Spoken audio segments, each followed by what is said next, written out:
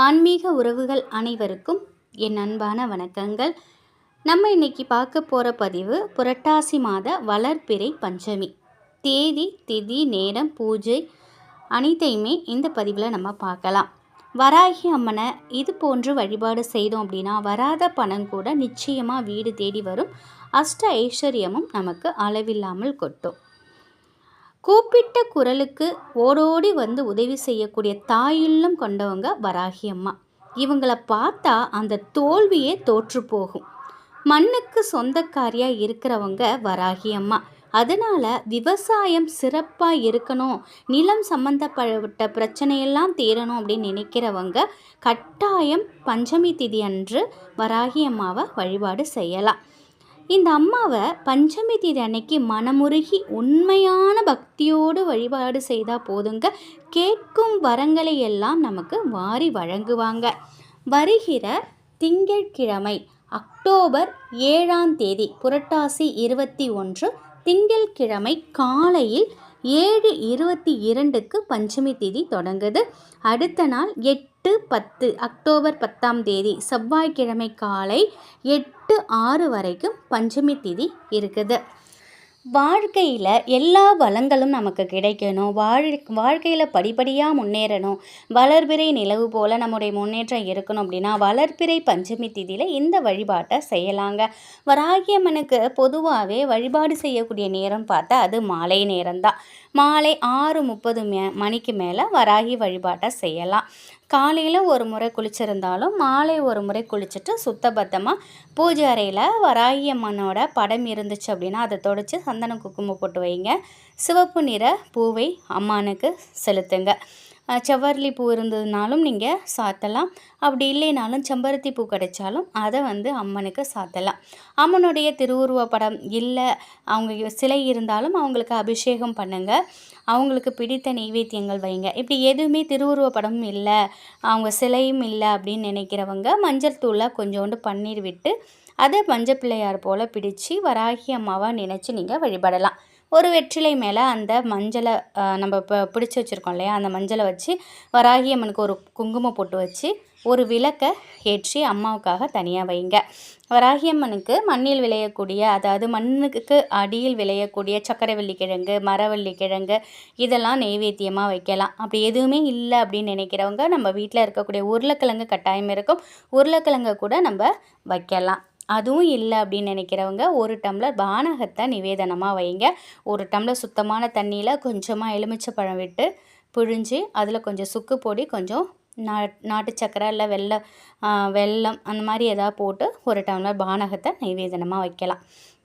இது எல்லாத்தையும் முடித்ததுக்கப்புறம் ஒரு சின்ன தட்டு எடுத்துக்கோங்க. அதில் கொஞ்சமாக வெட்டி வேறு 3 1 ரூபா காசு இதை வச்சுடுங்க. அதுக்கப்புறம் வராகி அம்மனுக்கு முன்னாடி உட்காந்து ஜெய் வராகி தாயே நமக, ஜெய் வாராகி தாயே நமக, ஜெய் வாராகி தாயே நமக இந்த மந்திரத்தை 27 முறை சொல்லிடுங்க.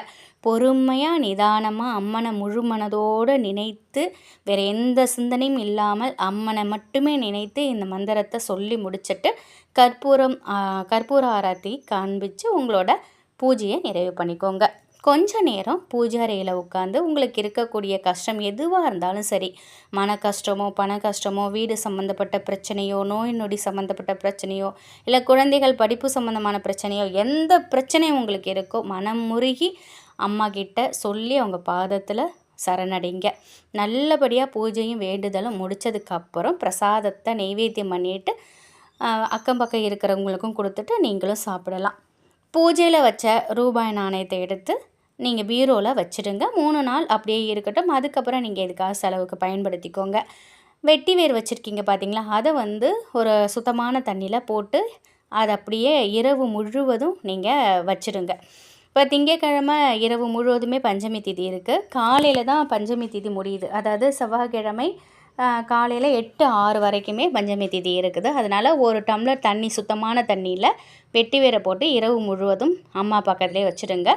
மறுநாள் காலையில் அந்த தண்ணியை வடிகட்டிட்டு எடுத்து நீங்கள் எங்கே பார்த்தாலும் வீடு முழுக்க நீங்கள் தெளித்து விடலாம். பணம் வைக்கக்கூடிய இடத்துல, வீடு முழுக்க மூளை முடுக்கு எல்லா இடமும் தெளித்து விடுங்க.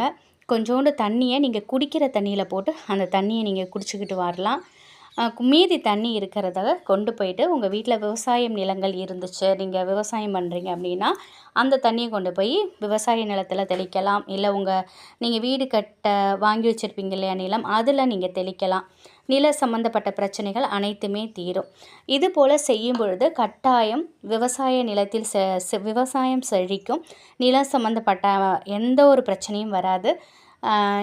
ரொம்ப நாள் வீடு கட்டாமல் நிலுவையில் இருந்தால் கூட வீடு கட்டுறதுக்கான அடுத்தடுத்து முன்னேற்ற பாதைக்கு உங்களை அழைச்சிக்கிட்டு போகும். இந்த மாதிரி ரொம்ப எளிமையான பரிகாரம் வழிபாடு தான் இது. இந்த ஒரு வழிபாட்டை செய்யும் பொழுது கட்டாயமாக வராகி அம்மனோட அருள் பரிபூரணமாக கிடைக்கும். இது ரொம்ப சின்ன பூஜை தான், ஆனால் இதோட பலன் பார்த்திங்கன்னா பெரிய அளவில் நமக்கு நன்மைகளை தேடி தரும். நமக்கு வராத பணம் கூட வீடு தேடி வரும்.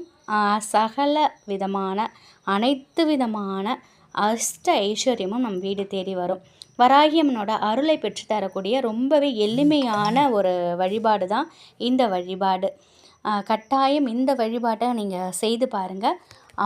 வராகி அம்மனை முழு மனதோடு நீங்கள் நினைச்சு செய்யக்கூடிய சின்ன ஒரு பூஜையும் உங்களுக்கு பெரிய அளவில் பலனை கொடுக்கும்.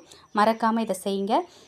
வருகிற திங்கட்கிழமை அக்டோபர் 7ஆம் தேதி திங்கள் காலை 7:22க்கு மேலே பஞ்சமி திதி தொடங்குது.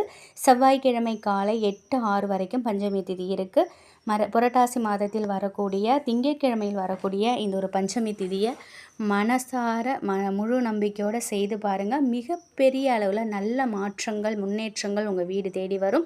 வராகி அம்மனின் அருள் பரிபூரணமாக கிடைக்கும்.